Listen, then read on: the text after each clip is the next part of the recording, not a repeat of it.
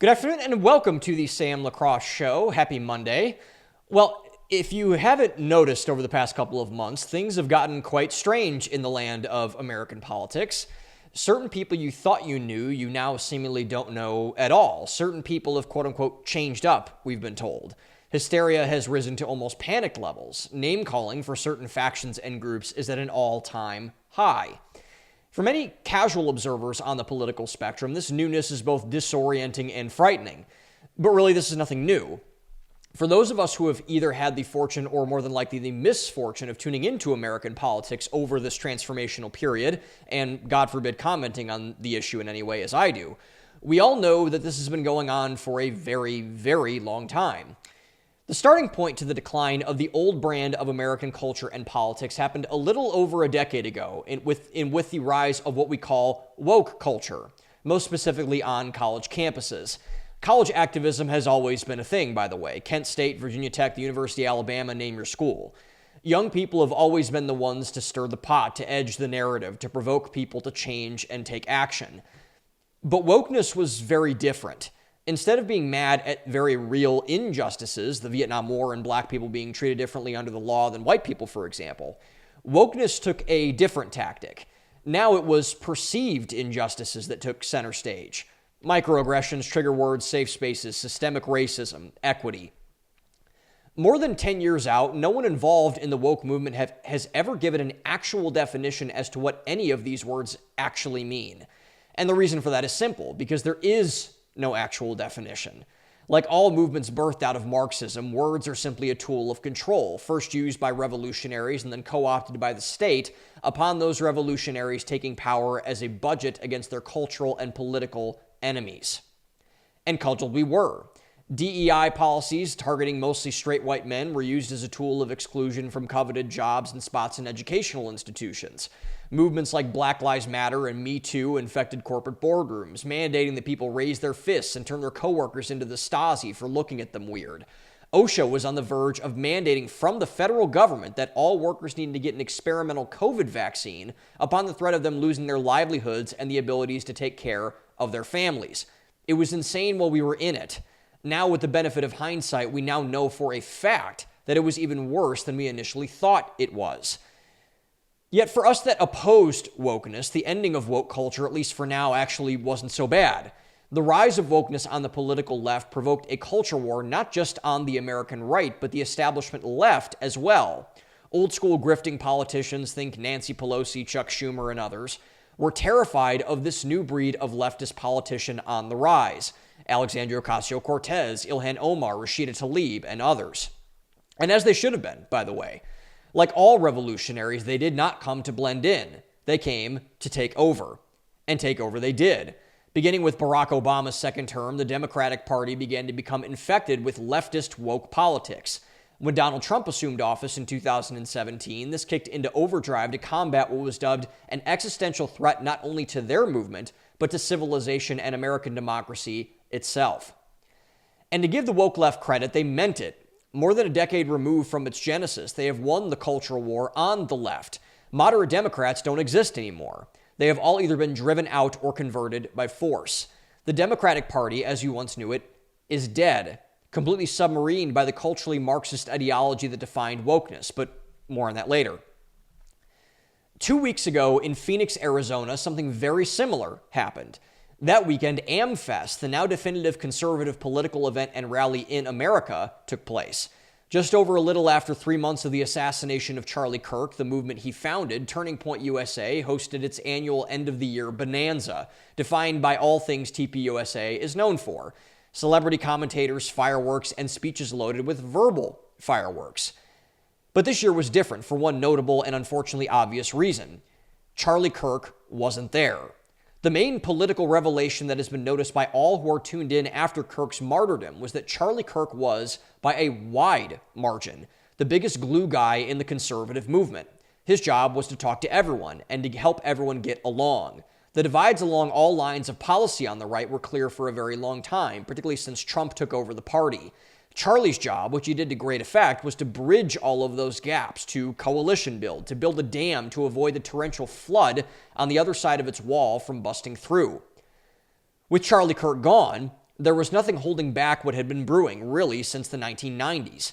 A civil war on the American right. Again, for all who are clued in, this is really nothing new. Ever since Pat Buchanan and Ross Perot challenged George H.W. Bush for the presidency in 1992, conservatives have been divided along almost every policy you can think of. If it weren't for the forced unification and subsequent power grabs caused by 9/11 and the terror wars by the hijacked neocon George W. Bush administration, that civil war would have been all the more evident. However, things don't work out the way that you think. The battle lines, even though drawn, faded away as time progressed. A temporal ceasefire was called, particularly with the threat of wokeness being so apparent. Unification was the only way to go about defeating that Leviathan. Republicans, easily the most self-unaware political group in America by a wide margin, at least had their awareness to understand this and did so. Now, with the woke left on the ropes and their primary unifier gone, the conservative movement could finally have their fight they'd wanted to have for more than 30 years, if not longer.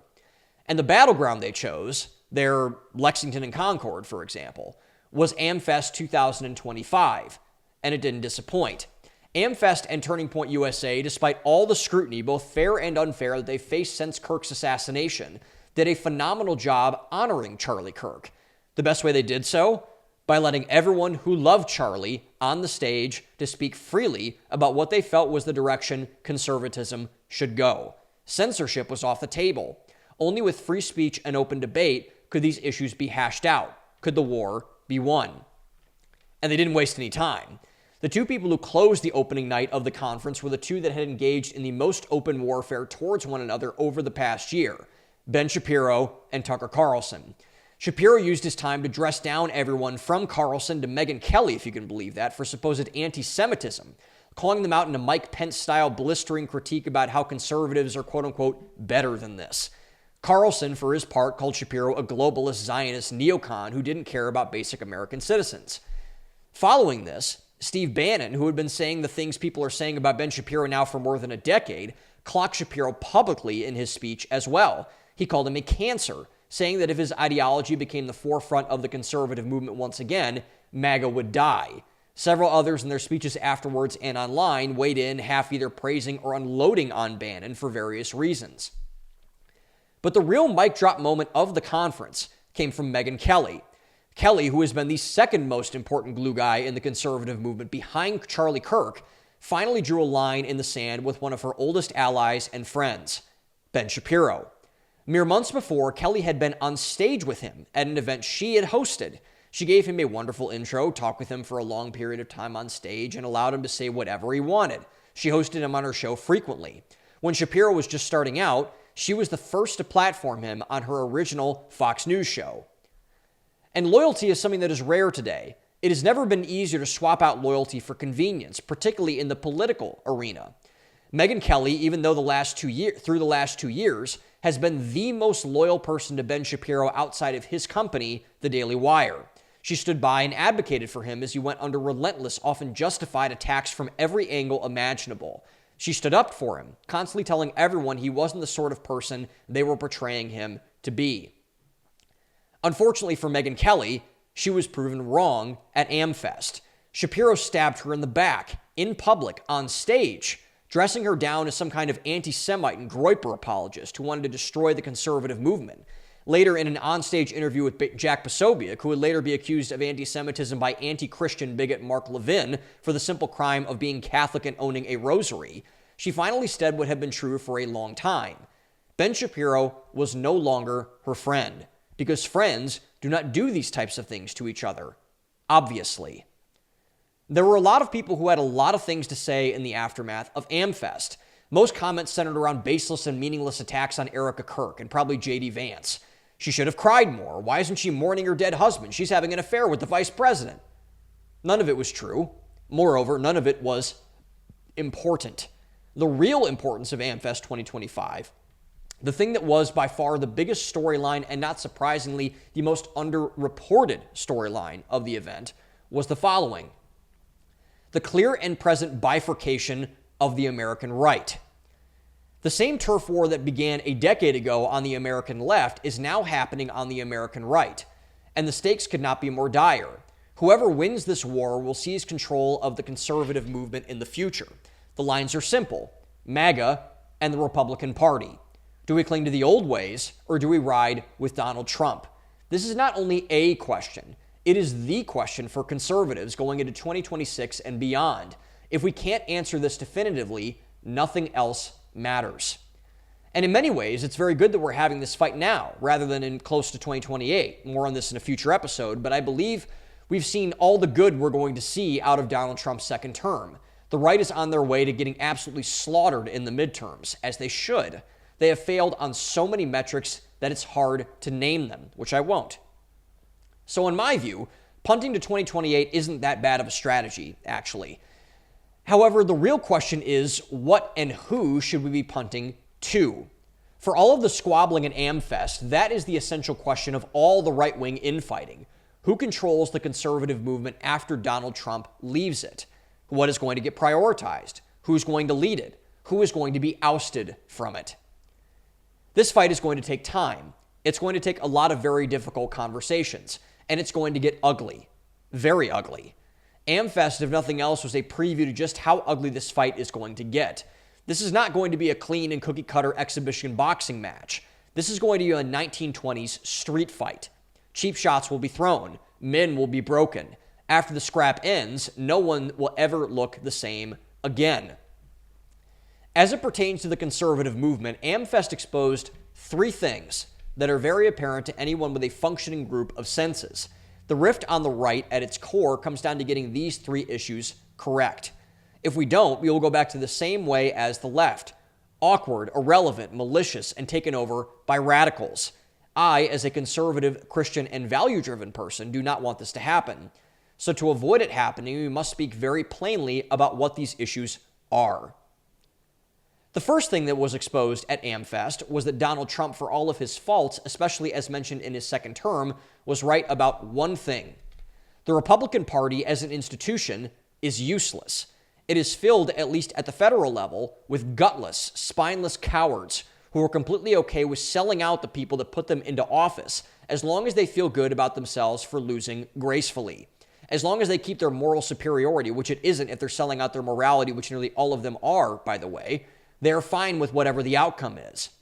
They're no different from the legacy Democrats in this regard, which is why the uniparty is such an accurate description for this group of people. And there's data to back this up, by the way. I'm not just saying this.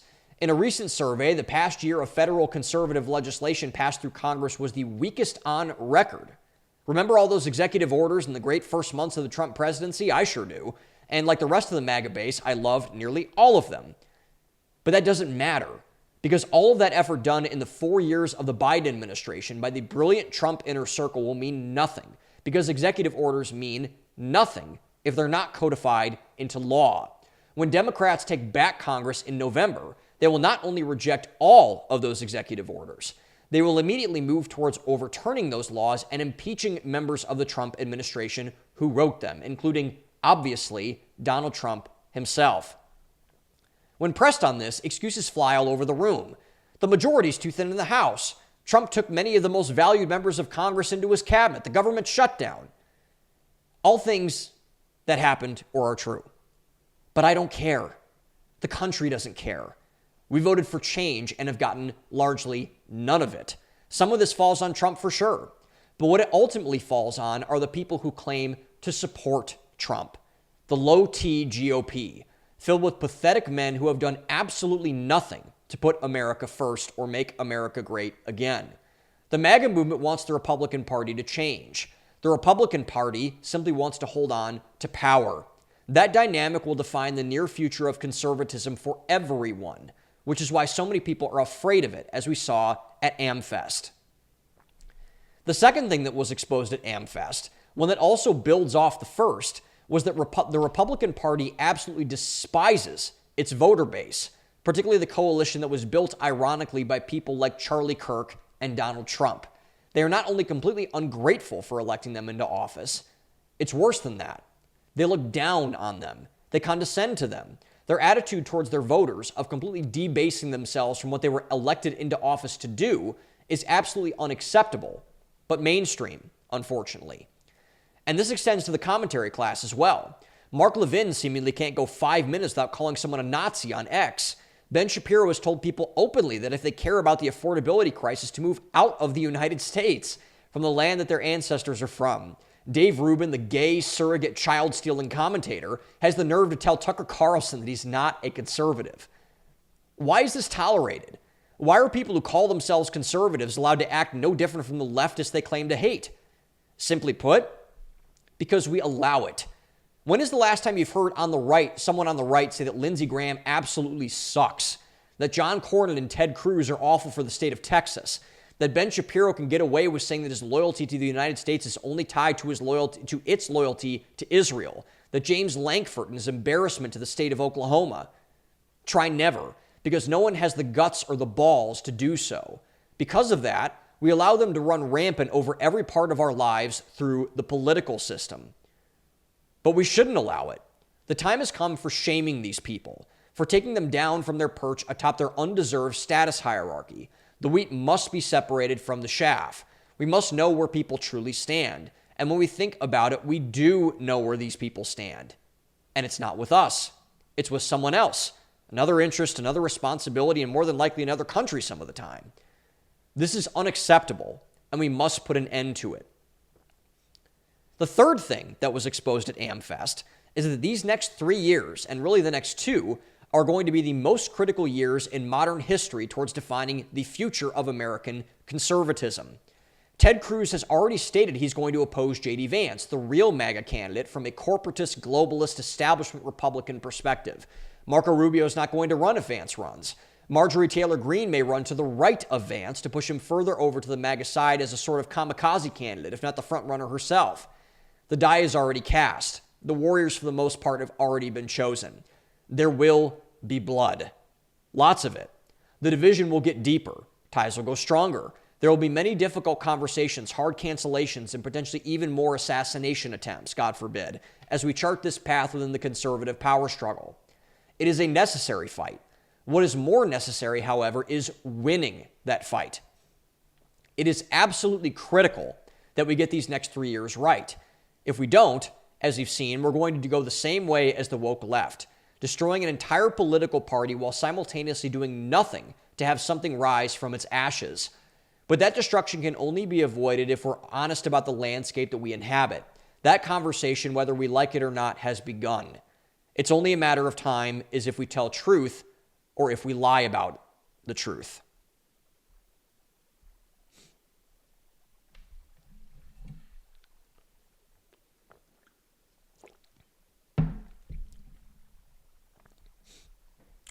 You know me, my simple dose of optimism for everybody else going forward. Okay, so I want to start with the Republicans. We're going to get to everybody in a second, but we're going to start with the right first. So the Republican Party, as we once knew it, thankfully, by the way, is officially dead and buried. It's gone. It's not coming back. Well, I shouldn't say that. There is a chance it can be resurrected, but the only thing that stands in the way, the only true force that really stands in the way of the Republican Party coming back, that sells out everybody and doesn't do anything for its voters and everything like that, is MAGA, is the Donald Trump coalition, is the movement that was started by Donald Trump and really started 30 years ago by people that opposed the Bush administration, the neoconservative movement, everything like that. So that is where the divide currently lies. A lot of people have said over the years, including myself, so I should give myself some, I should take some responsibility for this, I guess, but a lot of people have said that MAGA and the Republican Party have been the same thing. Like MAGA is the Republican Party is MAGA. That's not true. The Republican Party and MAGA are diametrically opposed on all the issues that matter. We're going to get to those in a second, but they are not the same thing. They hate each other, actually.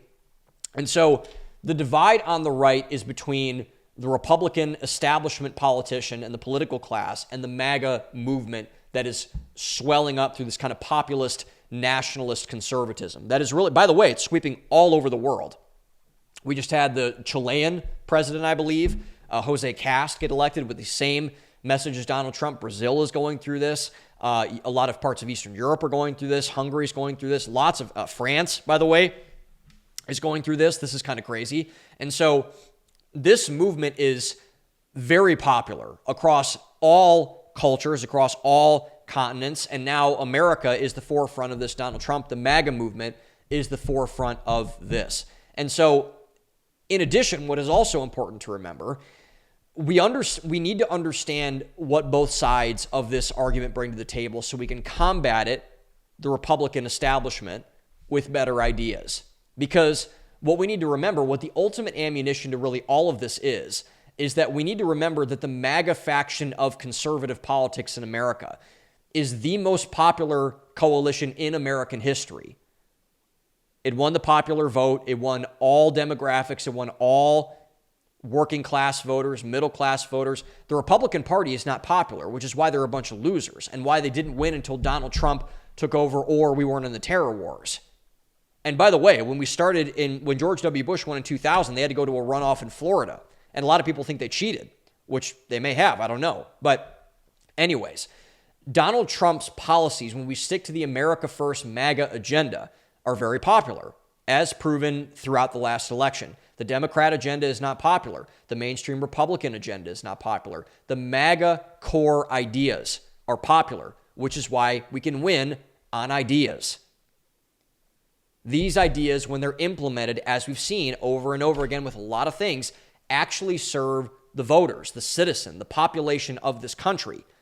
And that is the agenda that must win going forward. That's what AmFest pointed out to me. This is an existential must-win fight on our side. Or, if we don't, our democracy will be proven completely illegitimate, as far as I'm concerned, to me and to everybody else. We don't have a real country if the best ideas don't win. We have a plutocracy, oligarchy, whatever we want to call it. If the best ideas do not rise to the top, if the citizens are not listened to, then we don't have a democracy. We don't have a representative government at all. We just have a kind of feudal, land and lord and serf society, which is what we do. But we can avoid that. And I think the way we do that is we need to separate the ideas from each other and push the ideas that really are popular among all Americans, as we've seen from polling data, from the last election, from a lot of other things. And so, in my estimation, it really comes down to three things. It comes down to foreign policy, economic policy, and citizenship. And I'm going to go through those one at a time. So we'll start with foreign policy. And we're going to go through the differences on the two of those. So the primary views on foreign policy in the conservative movement are twofold: war and immigration. What do you think about war? What do you think about immigration? So Republicans are for open borders. Don't believe all the closed border. Oh, I want a firm border. No, they don't. So don't listen to that. Republicans are for open borders because they want to inflate America with cheap labor, which pushes the stock indexes up, which goes into economics. We'll push on that in a second. While MAGA is for restrictionist immigration to favor the American citizens, which goes into the citizenship argument. Again, we'll talk about that in a second, but let's stay here. So Republicans were more than happy to outsource jobs, to push their hedge funds up, to push up the market, to push up Wall Street, and outsource factories, outsource unions, outsource working class jobs to other countries to build all of their stuff. We outsourced our industrial base. We outsourced everything that gave the stability and built the American middle class. And what happened because of that was it bifurcated the economy to a rich society versus a poor society, a have versus have-nots. That's the pretext to the French Revolution, basically, at the end of the day. And so that's not good, obviously, because that leads to cultural issues, that leads to family breakup, that leads to economic instability, that leads to kind of this feeling of resentment from the bottom of the economic and the socioeconomic hierarchy to the top of that, which is always going to be there. I shouldn't say it's always going to be there, or I shouldn't say it's not going to be there. It's always going to be there, but it's really been exacerbated through all of these metrics. And so that is where, but MAGA came in. When Donald Trump said he wanted to close the border, a lot of Republicans didn't like that because they wanted H-1B visas. They wanted cheap labor. They wanted to keep the number one fixed cost of a business, which is the labor cost, down as much as possible. And MAGA said, no, we're not going to do that anymore. We don't want people coming into the country at this point. We're not against immigrants, but we are for the American citizen, which is why it's a citizenship conversation as well. So immigration is the first thing. The second thing is what Republicans and what MAGA people feel about war. So Republicans believe in endless regime change wars for blood and treasure, power and profit, while MAGA believes in peace through strength, a moral compass, while prioritizing the nationalist home front. Republicans, particularly the older establishment types, the neocon types, are bloodthirsty warmongers for the most part, which has infected the left as well, which is, again, why they're not popular and why Republicans aren't popular. They want to go into Venezuela. They want to go into Iran. They want to go into Russia. They want to go into China. They want to go everywhere because that's where their donors fund them. It's all about money. And it's all about selling a fear-based strategy. Narco-terrorism is the latest one for the Venezuela nonsense that we're doing right now. Narco-terrorism isn't even a word, by the way, just something that Pete Hegseth and Donald Trump made up. So I hope they fix that. But anyway, and by the way, not for fentanyl coming into the United States. That's why I believe in a strong border. But anyway, war is the only reason why Republicans have had a foothold and a stronghold in D.C. through the Bush administration, through everything else. But Obama was a neocon. Biden was a neocon. Trump was the only one that wasn't for regime change wars. He wanted America to stay out of it. He wanted America to be America first. We want to prioritize the home front. Why are we spending money outsourcing, funding all these governments, funding all these wars? We're 40 trillion in debt, almost 37, 38 trillion in debt right now, and almost closing in on 40, probably by 2030, I believe is what the number is, if probably not sooner, probably sooner. All of that was financed primarily through war. That deficit started when we invaded Iraq and Afghanistan in the early 2000s. It destroyed the American economy. It started the spiral down on every aspect of that. And it undermined our status as a moral leader across the world. And it wasn't just the terror wars. We overthrew the Ukrainian government. We overthrew lots of governments over the course of the last, in Syria, in Libya, in Yemen, all these things. MAGA does not believe in that. We don't believe in war. War is not the answer. But Republicans, because they're so driven by the agenda that keeps them in power, are very pro-war. Very pro-war. You saw that when we attacked Iran in the middle of last year. Republicans loved when we attacked Iran. They justified it by saying, something, about how we need to stand up for Israel or something. But it was for power, prestige, control, hegemony over the conservative politic class. And so that's foreign policy. The second branch and the second big differentiation we need to understand is economic policy, which is a offshoot of the foreign policy. The primary, and these are also two, the primary views on economic policy for conservatives who are both either Republican or MAGA are twofold as well. Do we want free trade or fair trade? And do we favor labor over capital? That is the two main elements of how the economic differences work. So Republicans are globalists who favor free trade that guts American jobs and wages, and MAGA is for fair trade, who favors nationalist policies, which boosts American companies and wages through things like tariffs and reshoring. Republicans hate tariffs. They are libertine economics to their core. They don't like anything in regards to tariffs, in regards to rising wages. They hate those things because they're beholden to corporate culture, to the donor class, to everyone that's in bed with them right now. This is kind of one of the scary things about where the Trump admin is right now, with all the AI companies coming in, all the banks coming in, all the big tech guys coming in. We're getting a little too cozy with the corporate and the government. That's fascism, by the way, with the private and the public sector melding a little bit too much. And I'm not saying we shouldn't be pro-business. We should be very pro-business. And I'm very pro-capitalism. But that is not a healthy version of what capitalism is. You need labor and you need healthy workers in your own country to make American goods. And that involves paying them a fair wage. And I don't want to get into a minimum wage discussion, but it is reprehensible that we have a class in this country that are controlled by Republicans that believes that foreigners should have American jobs. That's a ridiculous stance. That's an unethical stance. So MAGA on the opposite side is not anti-capitalist, but we are for fair trade.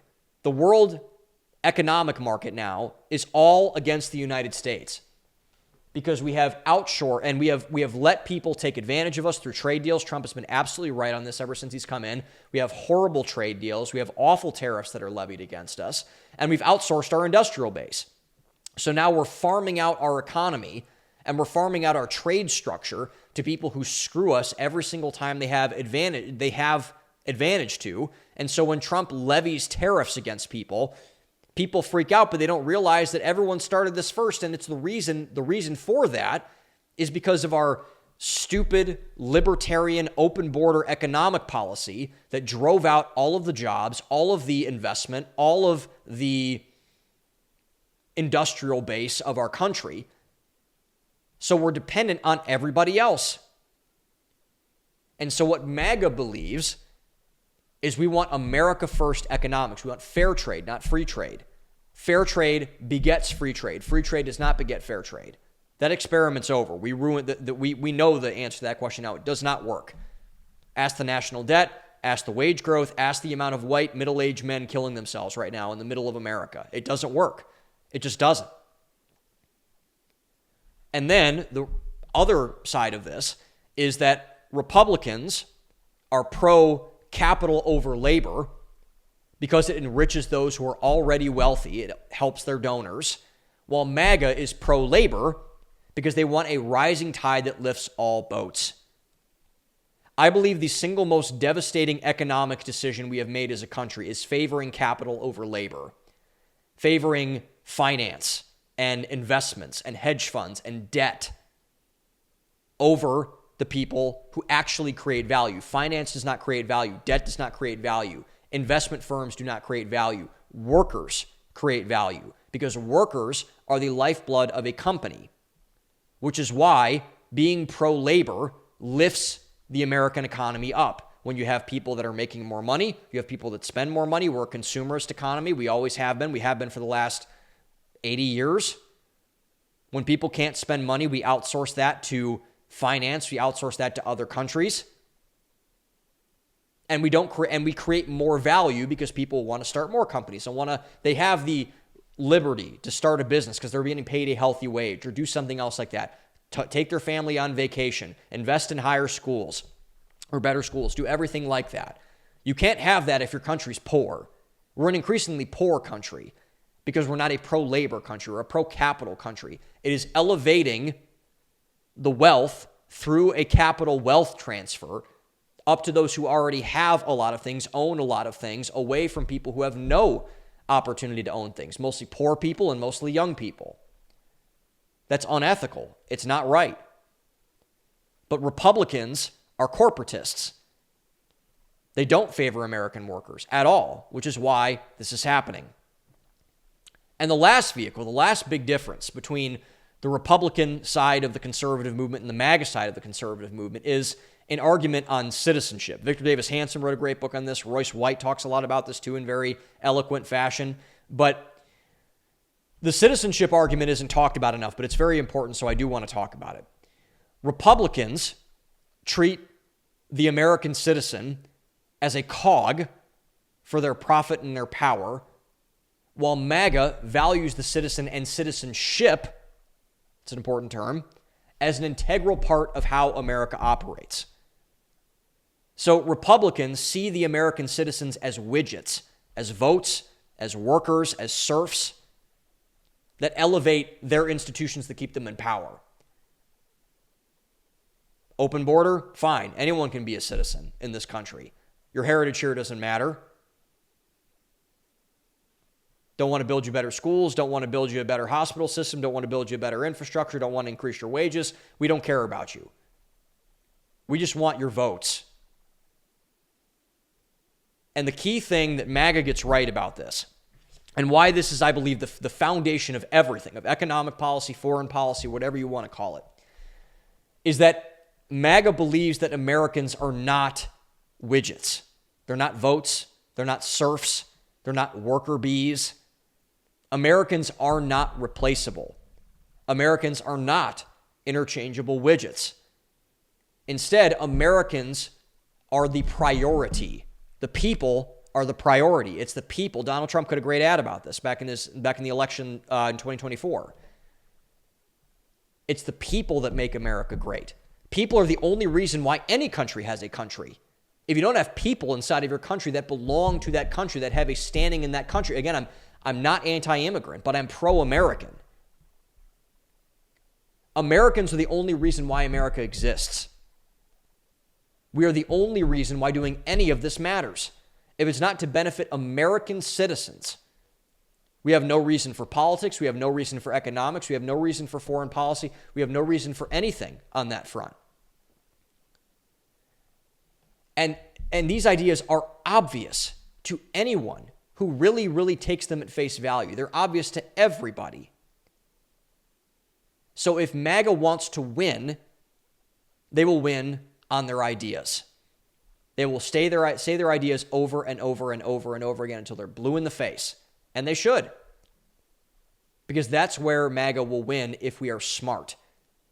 But if we're stupid, we will keep letting Republicans tell us what to do. But we've done that for a long time. And I hope MAGA finally stands up to it, because this divide is so important. It's very important we get this right. But we haven't, so far at least. And I really hope that changes, because it needs to.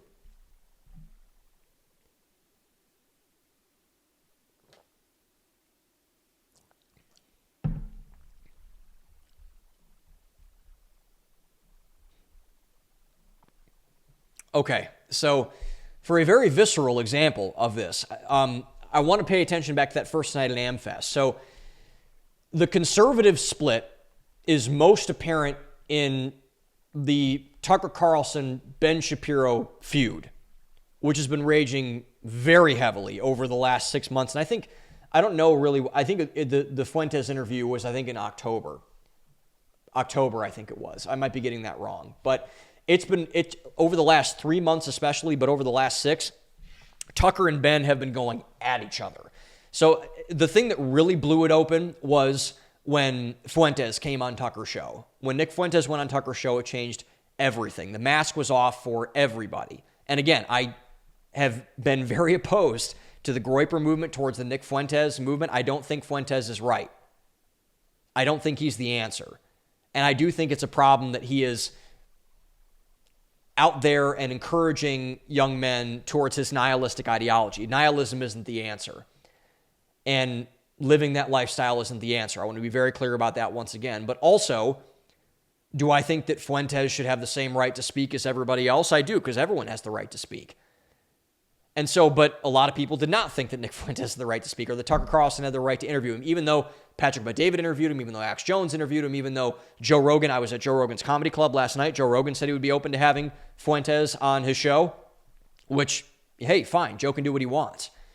And so Shapiro made this big deal, this kind of theater kid video. I'm getting really sick of this stuff, but he made this very, very dramatic video about denouncing Tucker Carlson over hosting Nick Fuentes, and he's ousted from the conservative movement and everything. And Tucker fired back by digging up Ben's old clips and new clips to show exactly why MAGA is turning against Shapiro pretty hard right now. Like, I don't think Ben's going to be able to, like I said this on X a couple weeks ago, I don't think I've ever seen someone blow up his career so epically as Ben Shapiro has been doing over the last couple of months. I don't think I've seen it. And this is, he dug up the whole, like, my loyalty to America is totally tied to their loyalty to Israel. Like, if you don't make any money, leave, like, affordability crisis, suck it up, pull it up by your bootstraps, whatever.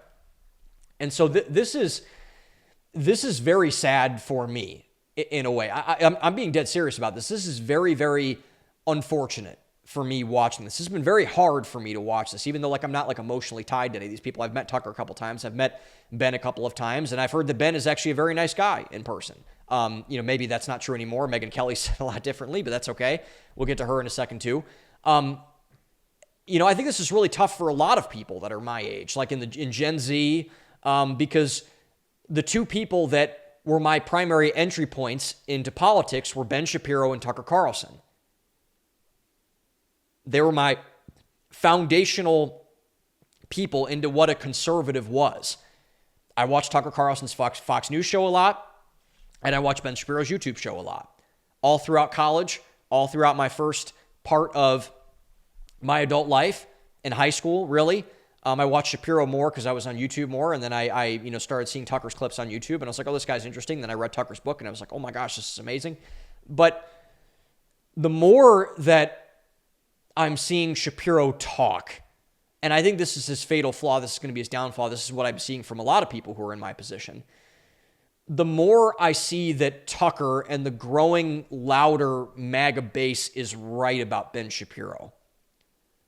The problem with Ben is that he can never shut up. He can never stop talking, like a lot of people in our commentary class, to be fair.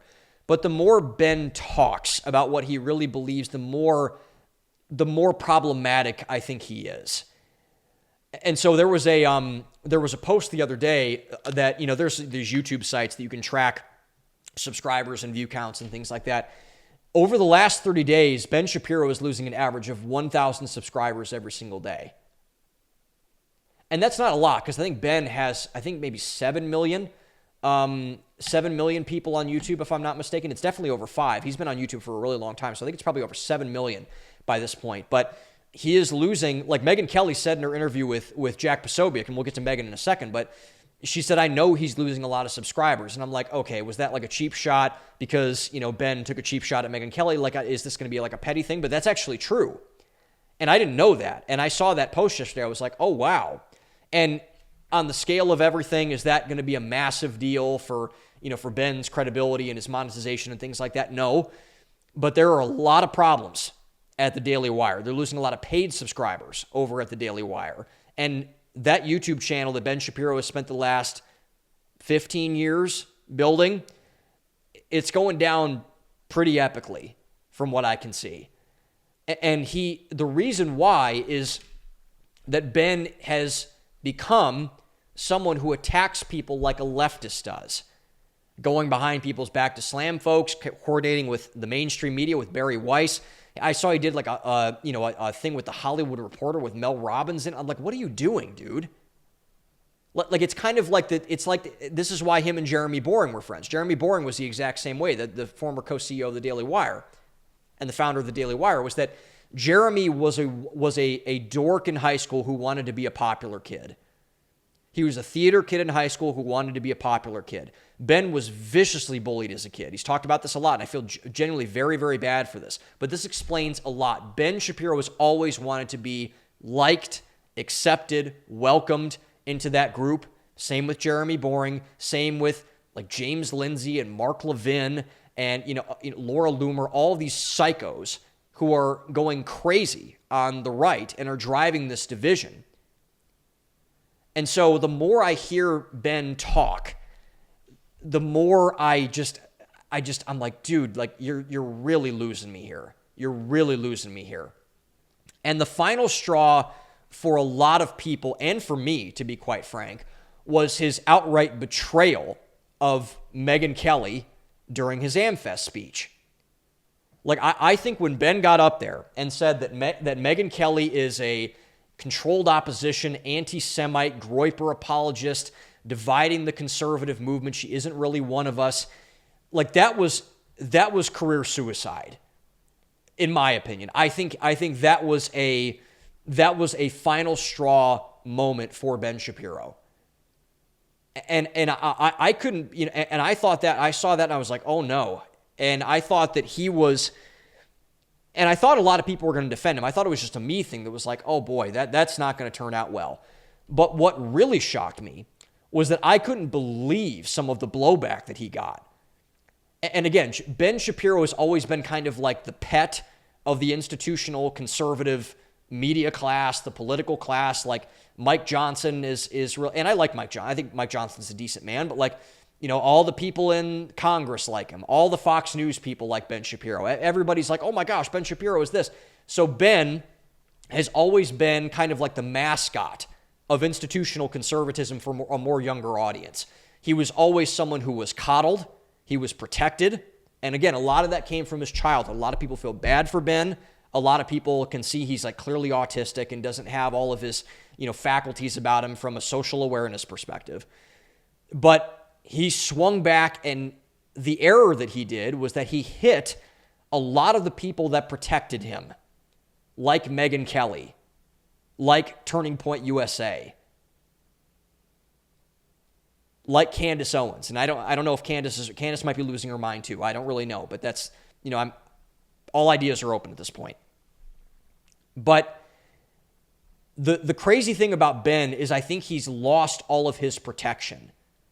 He has no more force field around him, which is why I think he's getting clobbered so hard by everyone, not just the Groypers, not just Tucker, not just people on Twitter or on X, but everyone is seeing this now, and they just don't like it.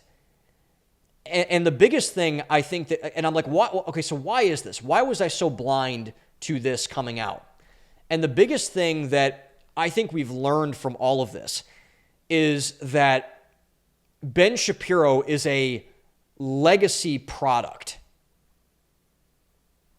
He's the relic of a time gone by, and he's on a sinking ship. Ben he's a vessel of a former version of something that doesn't exist anymore.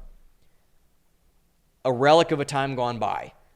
And I think that the thing that proves this is Tucker Carlson and Megyn Kelly. They have proven to be right about all of this stuff. Megyn was not a Trump person when she started. She changed her opinions on a lot of things. Tucker was always kind of a Trump guy, always was. He was one of the OG Trump guys way back in 2016.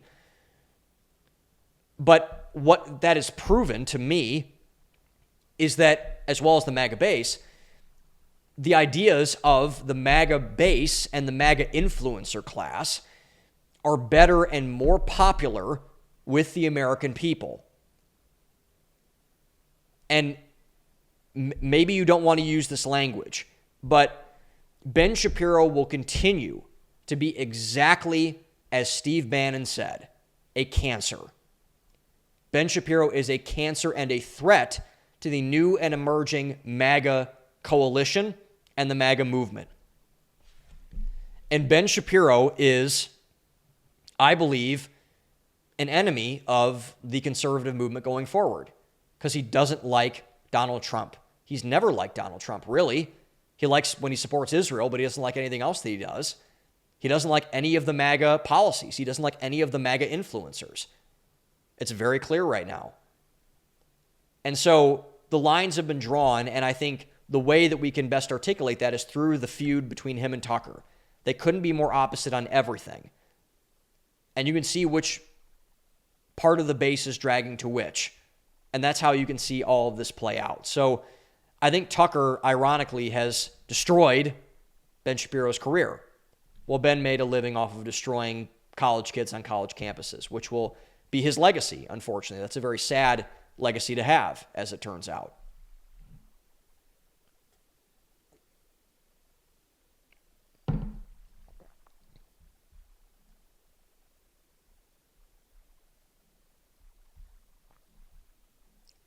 So the other thing, we got to talk about the left a little bit now too, because a good question that's been raised recently is that how in the world is the MAGA base, like how is the Republican Party, how are the Democrats not pouncing all over this right now? How are they not fueling the fire? How are they not saying all of these things and whatever?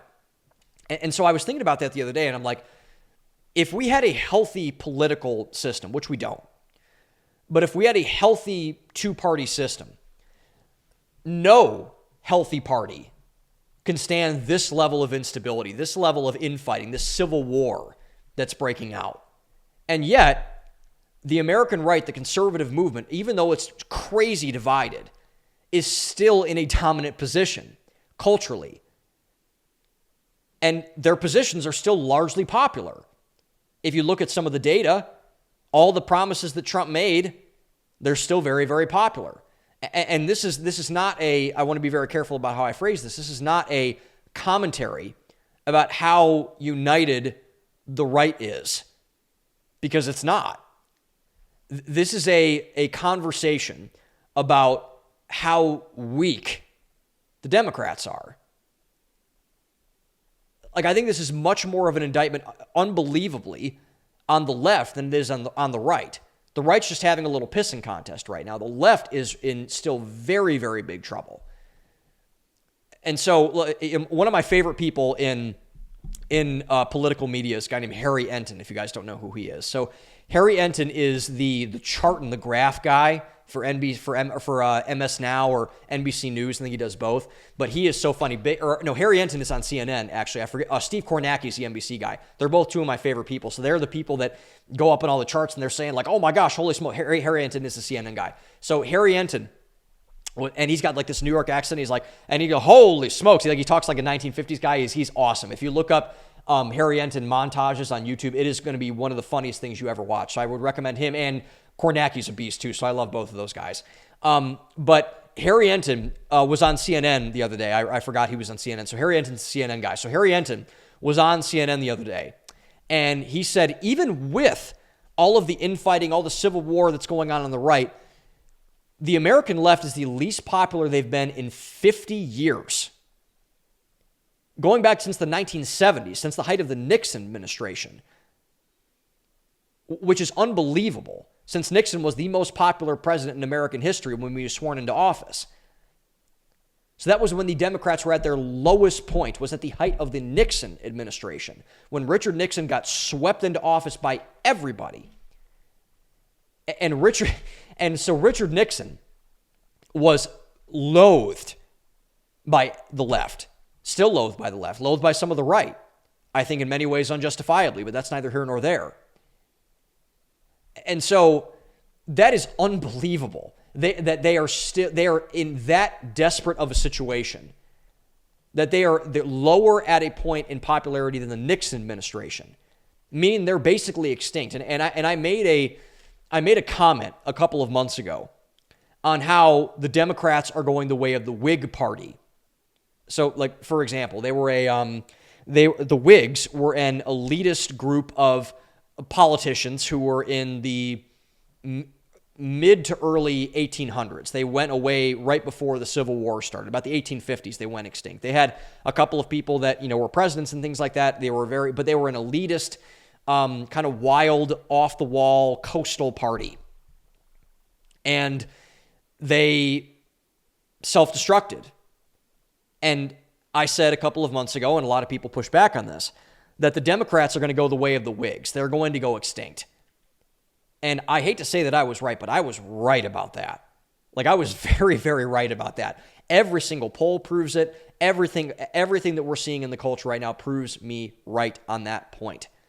And by the way, it's happening far faster than I ever expected it to do. It is like, this is unbelievable how wild this is turning in this direction. Like, the Democrats have destructed to such a point that they can no longer put together a long-term viability for their party or a message for their party.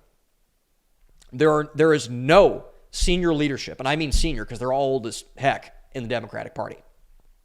There is no senior leadership in the Democratic Party that is going against the grain to clock any of the crazy young people, the AOCs, the Ilhan Omars, the Ayanna Presleys, the Jamal Bowmans, any of them. And there are no young people who are commanding any authority, with the exception of AOC, outside of Mamdani. Mamdani is the best thing that party has going for it right now. And so I'm going to make a bold claim here, but I don't see a way around it. The Democrat Party is officially extinct. They're done, guys. They are zip-tied over, thrown overboard at this point. They are dead in the water, dead on arrival, stillborn. Democratic politics is dead. And you can see this by Mamdani. Mamdani is the last major power broker in the modern Democratic Party. But after Mamdani is done in New York, after he destroys that city, after he obliterates the economics. He drives all the rich people out. He makes the poor people poorer. All the crime starts to go up. Mamdani will be the final nail in the coffin for that extinction. He will finish the job. And so, unfortunately, it's going to really hurt a lot of people when he's over there, and I'm not rooting for that at all. But the Mamdani era in New York City, I believe, is going to be the full manifestation of the woke experiment. And so after he is done, this is, I think, the only thing that can save Donald Trump and the Republicans in the midterms next year is Mamdani getting everything that he wants and just blowing up New York City. And so after he has finished obliterating what is left of New York, the Dems are going to fade into nothing. They're going to fade into absolutely nothing because people are like, okay, that's it. We're done. Policies aren't working. I'm just not going to do that anymore. The only thing Mamdani has is economic populism. The only problem is that it's left-wing economic populism, which doesn't really work. But this serves as a warning sign for the right, for American conservatives, because this is exactly where we are headed if we do not have this conversation right now and talk about these very difficult topics right now. The reason why the left is in such turmoil is because they didn't have the conversation. Just trans the kids. Just let pornography infect your child's library in their public schools.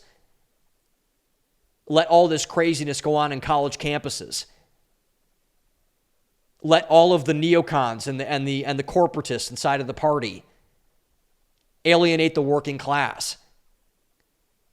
No one put their hand up and said, hey guys, is this a good idea? Should we be doing this? No one said that. And look at where they are now. Extinct, dead, stillborn. The Dems did not have that conversation. The left did not have that conversation. They just let all the barbarians, all the woke people, all the communists inside of the party, and they destroyed it. And it didn't take that long, by the way. It only took like less than 15 years. But it's completely different than what it was. And this resulted in the level of depravity, the madness that we're seeing now in the American left. The only thing they have left is Bernie Sanders style, Zoran Mamdani style economic populism on the left-leaning side. That's the only thing they have left. That's the only card they can play. And they're going to play it in New York City, and it's going to blow that city up. And I hope to God the landing is soft, but I don't think it's going to be, which really sucks, because there are a lot of people in New York that don't deserve that. All New Yorkers don't deserve that. But the reason why that was left to happen, why they went so off the chain, so off the reservation with everything, is because they didn't have the tough conversation when they needed to have the tough conversation. And this is exactly where the American right is going to head if we do not put the brakes on this car and stop it. We need to stop it, because if we don't, this is going to be exactly what happens to us. The barbarians will rush in, destroy the party, and destroy the movement and derail everything else. And God knows what's going to come out of that at the end of the day. I don't like what I'm seeing now. A lot of people don't like what they're seeing now. But it's going to keep happening. And it's going to be wild to see where this ends up fitting in. And it's not going to be pretty. Like I said, it's not going to be a well-oriented ending to all of this. I'll just put it that way. It's not going to end well. And so we should learn from the left, because the left is now officially extinct. They're done.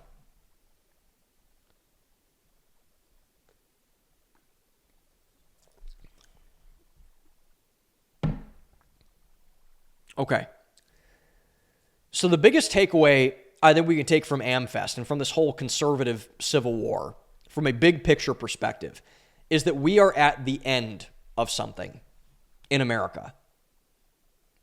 And the interesting thing is that the real robust debate, for the first time in forever, is happening on the right. And this is where I will give the Republican Party some grace here, is that it's not that they're like kind of so nuts and crazy like the lefties are, like, yeah, like everybody get an abortion and trans their kids and like all, like that's not happening.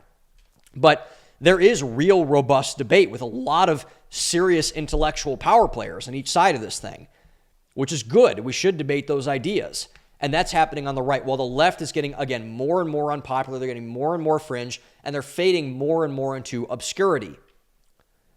So my bold prediction from all of this is that the American right is going to, Doug Wilson actually talked about this when he talked to Zuby, so the pastor from Idaho, Moscow, Idaho, who's a great man. And so his prediction was this, my prediction is this. The right is going to split and become the new two major parties in the future. We're going to have a MAGA party, and we're going to have a Republican party. And the left is going to be like third party, libertarian, green, that sort of thing. They will never hold institutional power after this split is done again. You're going to have MAGA people, you're going to have Republican people. And that is starting right now. We are at the forefront of that, because when something ends, something else has to begin. The ending is of the left-right political binary. Those terms don't mean anything anymore. Now it is the MAGA side and the Republican side that are going to be butting heads going forward. So the left will continue to dissolve and eventually do what it's doing now, which is, I think, again, going to probably peak when Mamdani destroys New York, which is going to happen. And so when that does happen, most of the cockroaches are going to scatter, just like anything does when anything dissolves, and they will go to the MAGA side, Nicole Shanahan, Bobby Kennedy Jr., Jillian Michaels, everything like that, or they will go to the Republican side, Kamala Harris, Liz Cheney, all the people that we're seeing on everything else. And again, I'm not an oracle. I'm not a future seer. I'm not God. I don't know when this is going to happen. But this is clear as day to me that this is happening. I don't know if you guys can see it as much as I can, but I can. This is going to happen. And this is clearly the trend that is going on right now. You can only, for the left, you can only be so unpopular for so long and before you blow things up. And people are tribal by nature. So it's only going to take a couple more major events for this split to fully take place. It's only going to take a couple more things. I think the Israel thing was a big thing. I think the COVID thing was a big thing. I think this whole conservative civil war thing was a huge thing. The Fuentes interview was a huge thing. And so as conservatives, as value-driven people, what I will say is we shouldn't be afraid of this. Rather, we should embrace this, because we are on the side with winning ideas as value-driven people. And in a truly capitalist system, we should want the marketplace of ideas to have as large of an effect as possible in order to push the proper ideas forward. MAGA has the winning agenda. They have the winning ideas. And this is happening in real time, which is a very, very, very good thing. We are on the winning side. So let the debate play out. Let the people say what they want. Let Ben Shapiro, let Tucker Carlson, let all these people say what they want. Because the cream rises to the top, which is why leftism is failing out of the sky, why republicanism is going away, why MAGA is rising and still ascendant. I believe that we're going to win this.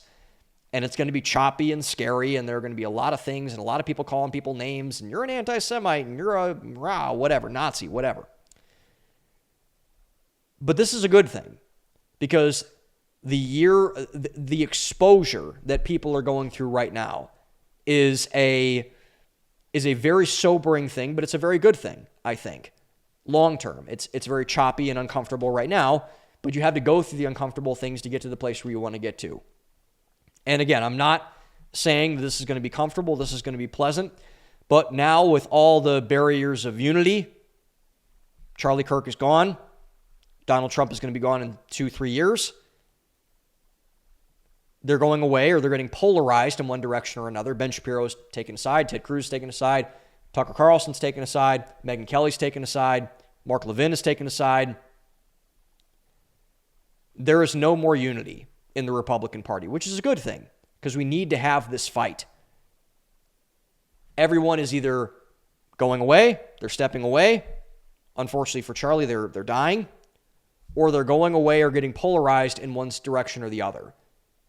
And we must be bold enough to step into this new marketplace and speak from a place of value fully. This is not going to be easy because this is going to get very ugly for a lot of people, including myself and including probably you, if I had to guess, unfortunately. But this is necessary to where we have to go as a country, as a society, as citizens, as value-driven people. Our values must win this fight because there are such things as bad values, and all of our opposition has really bad values. So our values need to win. And the only way we do that is to engage in the conversation and to fight. There is not an option of neutrality. There is not an option to stay on the sideline. We need to fight. We need to win. Thank you all for watching. Own the day, open your mind, and I'll see you guys next week.